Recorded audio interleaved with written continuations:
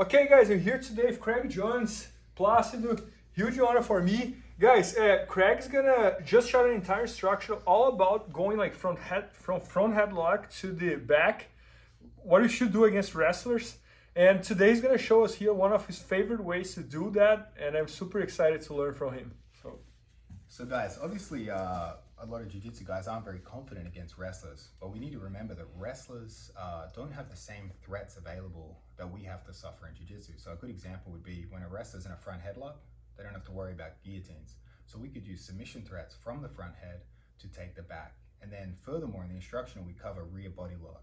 Again, wrestlers have short match durations and they can pick guys up and suplex guys from those positions. But in ADCC, our matches could go 20, 30, 40 minutes. And obviously we have to have strategies to return people to the mat that don't involve lifts. Because unless you're Nicky Rod, you probably can't lift someone up for 40 minutes. So let's take a look at a front head anaconda choke from the 4-point position, right? So if we think a common jiu-jitsu response would be from turtle, right? So Placido's a pure jiu-jitsu guy, they love playing in turtle, and you might say, a wrestler might look at that and be like, why would he want to be on his elbows? And that's because he has to defend front head submissions with his hands. If he pops up to his hands here, obviously he has no ability to defend front head attacks. And that's the key difference between jiu-jitsu and wrestling.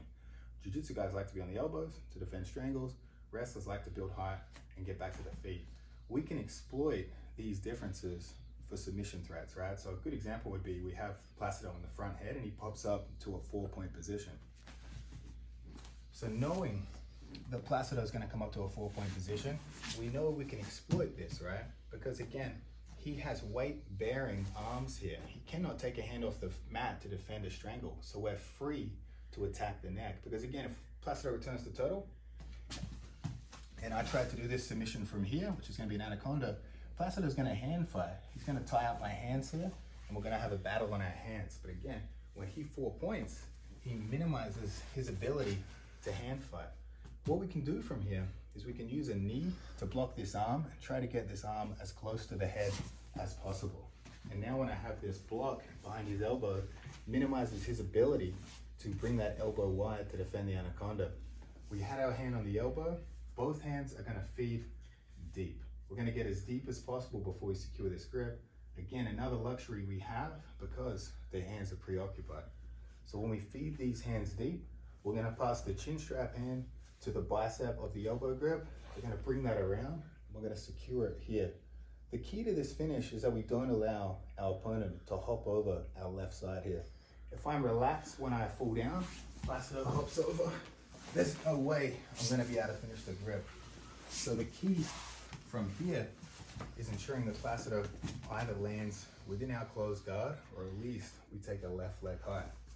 So we pivot around, we block the elbow, our hands feed deep, chin strap hand to left bicep.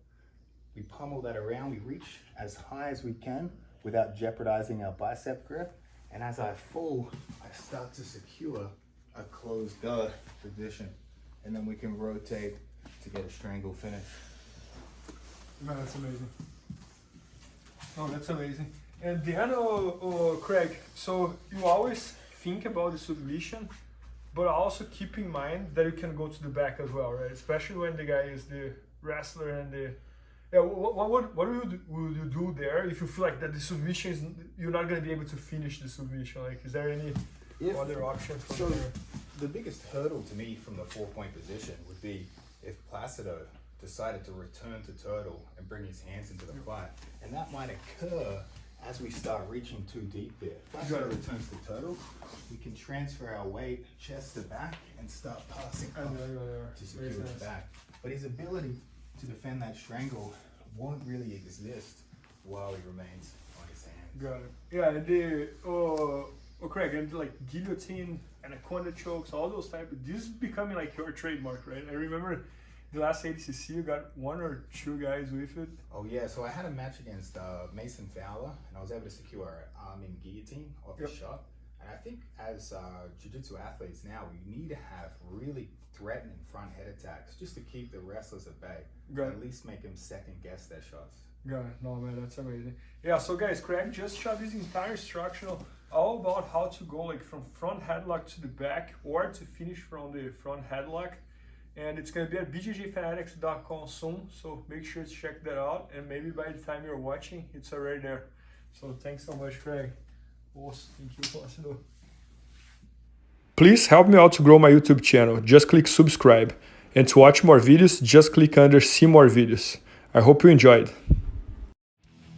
BJJFanatics.com. Use the promo code YouTubeFaria to get 10% off any instructional video. Improve your jiu-jitsu faster.